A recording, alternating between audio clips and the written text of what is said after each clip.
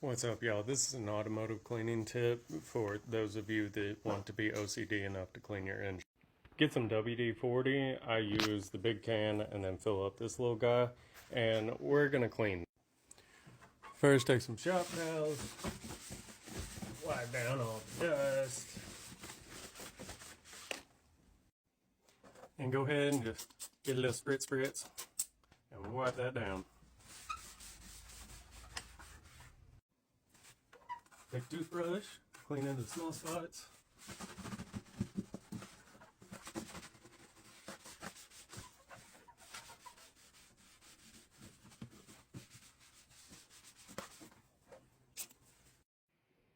And there you have it. Go ahead and follow, comment, like for more automotive tips and other random redneck stuff. Thank y'all. Bye-bye.